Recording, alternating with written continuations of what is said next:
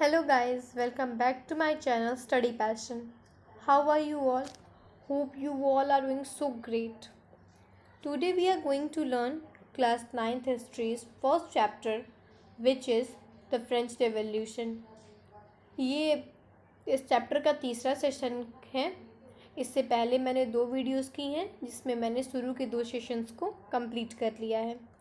अब हम ये वाला सेशन स्टार्ट करते हैं. France abolishes monarchy and becomes a republic. यानी कि फ्रांस में जो मोनार्की थी वो पूरी तरह से हट चुकी थी और फ्रांस एक रिपब्लिक बन चुका था. तो ऐसा कैसे हुआ, चलिए देखते हैं. लुई 16 जो था हमारे फ्रांस का किंग, उसकी सीक्रेट नेगोटिएशंस चल रही थी किंग ऑफ प्रशिया के साथ. ओके. और बाकी यूरोप के जो रूलर्स थे, यूरोप के बाकी रूलर्स मतलब बाकी कंट्री के रूलर्स, फ्रांस को और प्रशिया को छोड़ करके, फ्रांस को छोड़ करके कह सकते हैं, उन्हें टेंशन हो गई कि यार फ्रांस में रेवोल्यूशन चल रहा है तो हमारे भी कंट्री के लोग तो रेवोल्यूशन कर सकते हैं फ्रांस का देख करके, और अगर ऐसा हो गया तो हमारे तो सारे राइट्स चले जाएंगे. तो उन्हें इस बात की टेंशन थी. और इससे पहले कि किंग अपने नेगोटिएशंस को आगे बढ़ा पाता, कुछ कर पाता, नेशनल असेंबली ने प्रशिया और ऑस्ट्रिया के खिलाफ वॉर डिक्लेयर कर दी. ऑस्ट्रिया मैंने आपको बताया था, हमारी किंग जो थी वो ऑस्ट्रिया से ही बिलोंग करती थी. क्वीन जो थी वो ऑस्ट्रिया से ही बिलोंग करती थी, मैरी एंटोनिएट. होप आप सबको याद होगा. और ये जब वॉर डिक्लेयर हो गया उसके बाद 1000 of volunteers join the army. हज़ारों लोगों ने आर्मी को ज्वाइन कर लिया.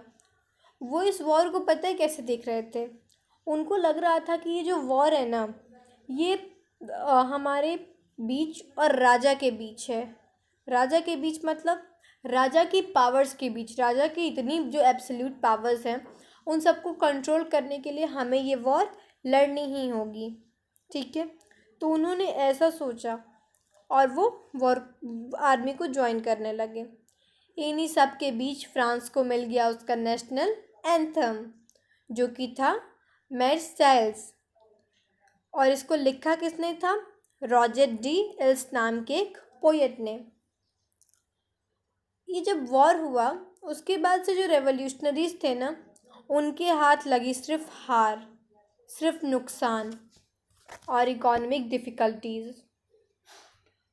मेन जो थे वो तो भाई हमारे आर्मी में जा चुके थे, फाइट कर रहे थे, लेकिन वुमेन्स जो थी उन्हें जिम्मेदारी दे दी गई थी कि तुम्हें कमाना है और कमा करके अपने पूरे परिवार का पेट पालना है. इससे फ्रांस की सिचुएशन ख़राब हो गई. और इसमें भी दिक्कत ये थी कि जो 1791 का कॉन्स्टिट्यूशन था उसने जितनी भी पॉलिटिकल राइट्स थी वो दे दी रिचर सेक्शन ऑफ सोसाइटी को. यानी कि हमारे पुअर लोग कोई भी पॉलिटिकल स्टेप नहीं उठा सकते थे. और ये जो पॉलिटिकल राइट्स मिल गए तो फ्रांस में अब इसके खिलाफ हुआ कि यार पॉलिटिकल राइट्स रिचर सेक्शन को मिले हैं. तो फ्रांस में ना पॉलिटिकल क्लब्स बनने लगे. और उन्हीं सब में से एक क्लब जो सबसे ज़्यादा सक्सेसफुल था वो था जैकोबिन क्लब. ठीक है. और वुमेन्स ने भी इस पीरियड के दौरान और इस टाइम के दौरान, इस ड्यूरेशन के दौरान अपना एक क्लब बनाया. वो भी रेवोल्यूशन चाहती थी भाई, उन्हें तो अब तक कोई राइट्स नहीं मिले थे. उन्हें पैसिव सिटीज़न भी बोल दिया गया था, और पैसिव सिटीज़न भी बोल दिया गया था. उन्हें वोटिंग राइट्स भी नहीं थे, उन्हें पॉलिटिकल क्लब बनाने के भी राइट्स नहीं थे. तो उन्होंने अपना एक क्लब बनाया रेवोल्यूशन के लिए. और ये तो जैकोबिन क्लब था ना, इसके जो मेंबर्स थे वो less prosperous sections of the society थे. लेस प्रॉस्पेरस सेक्शंस मतलब जो कि धन या पैसे वगैरह से कम संपन्न हों.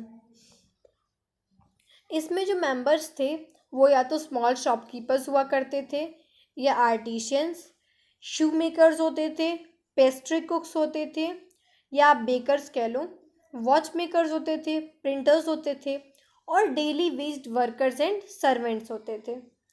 अब इन सब का लीडर कौन था? तो भैया इन सब का लीडर था मैक्सिमिलियन रॉबेस्पियर। ठीक है, तो समर की बात है 1792 के।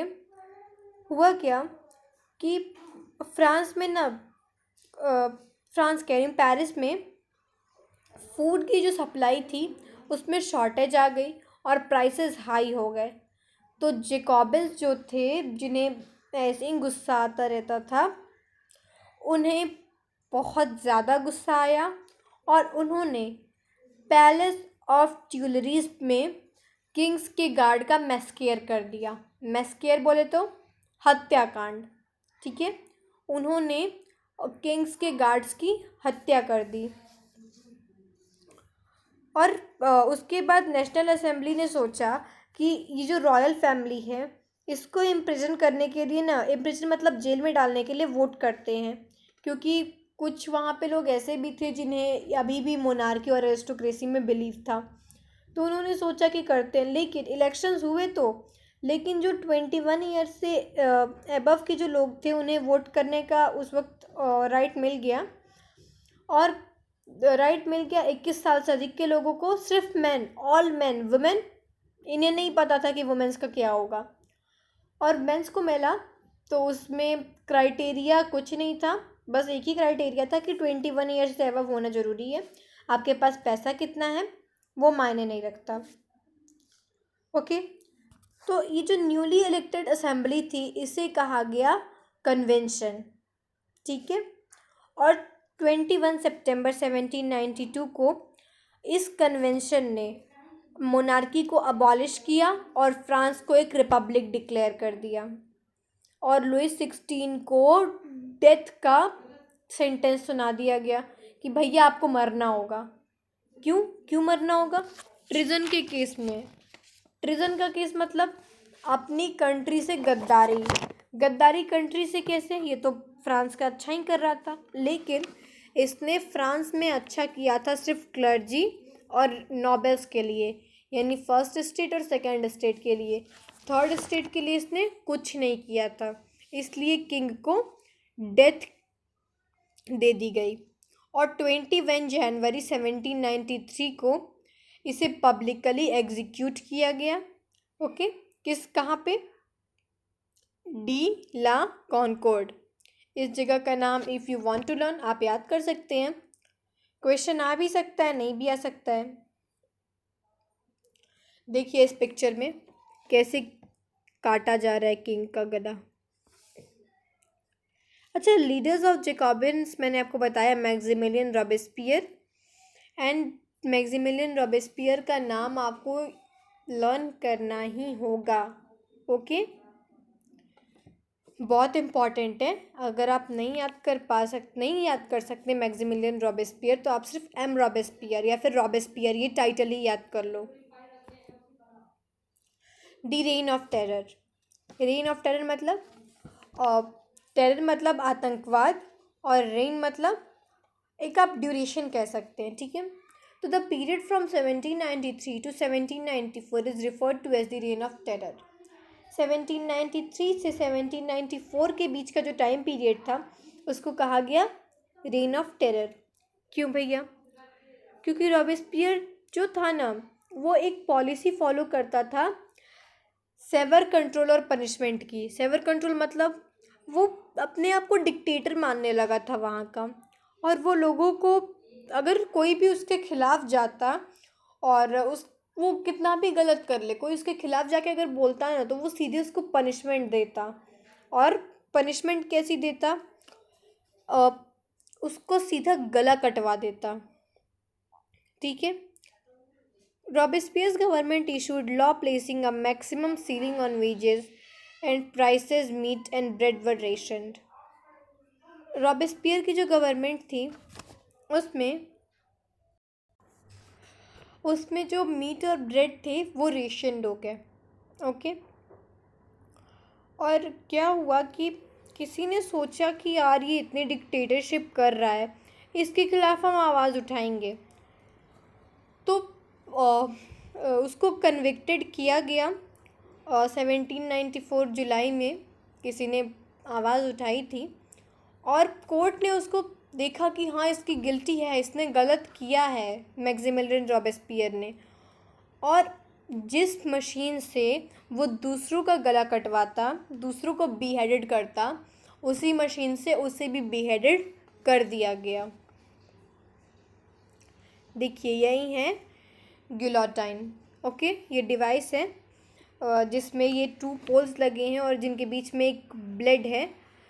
और ये जो आप नीचे एक सर्कल देख रहे होंगे, इसमें सर डाला जाता था और इस ब्लेड को गिरा दिया जाता था, जिससे कि इसमें जिसको भी बीहेडेड किया जा रहा है उसका गला कट करके गिर जाता था।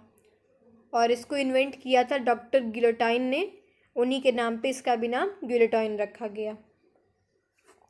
अ directory rules France. Okay, Jacobin government जैसे ही गिर गई मैक्सिमिलियन रॉबेस्पियर की डेथ के बाद, उस वक्त जो मिडिल क्लासेस थी, वेल्दियर मिडिल क्लासेस के लोग थे, उन्होंने पावर को सीज कर लिया, उन्होंने पावर को अपने हाथों में ले लिया। और इसके बाद फ्रांस में एक और नया कॉन्स्टिट्यूशन इंट्रोड्यूस किया गया, जिसने non propertied section of society को वोट करने का अधिकार, उनसे वोट करने का अधिकार छीन लिया। यानी कि अभी हमने देखा कि उस वक्त 21 एज से अबव के लोगों को मिला था वोटिंग राइट्स, मेंस को सिर्फ, वुमेंस को नहीं। इसने क्या किया कि वो क्राइटेरिया तो वही है कि 21 से अबव देंगे, लेकिन अगर आपके पास वेल्थ नहीं है तो then you should not give a vote, आप वोट बिल्कुल नहीं दे सकते। Then these then appointed a directory as an executive made up of 5। उसके बाद ये जो कॉन्स्टिट्यूशन था उसने एक डायरेक्टरी फॉर्म की। डायरेक्टरी क्या थी? एक एग्जीक्यूटिव था जिसमें 5 मेंबर्स हुआ करते थे। और डायरेक्टर्स जो थे ना, वो अक्सर उनकी लड़ाई हो जाती थी लेजिस्लेटिव काउंसिल वालों से, और उसके बाद वो डिसमिस हो जाते थे। तो यही पॉलिटिकल जो इंस्टेबिलिटी थी, यानी कि ये जो राजनीतिक अस्थिरता थी, यानी कि डायरेक्टरी अगर कोई रूल बना रही है तो उसे लेजिस्लेटिव काउंसिल डिसमिस कर दे रहा है, और यही सब दिक्कतें आ रही थी फ्रांस में। तब क्या हुआ कि इसी सब चीज़ों ने, ये सारी चीज़ें कारण बनी नेपोलियन बोनापार्ट नाम के एक डिक्टेटर के राइज का। इन्हीं सब चीज़ों ने मिल कर के नेपोलियन बोनापार्ट को जन्म दिया। जन्म दिया मतलब इसके बाद फ्रांस में एक और नया रूल होने वाला था जो कि नेपोलियन बोनापार्ट करता। That's all for today. Thanks for watching this video. press the like button, share it with your friends and subscribe to the channel. Thank you.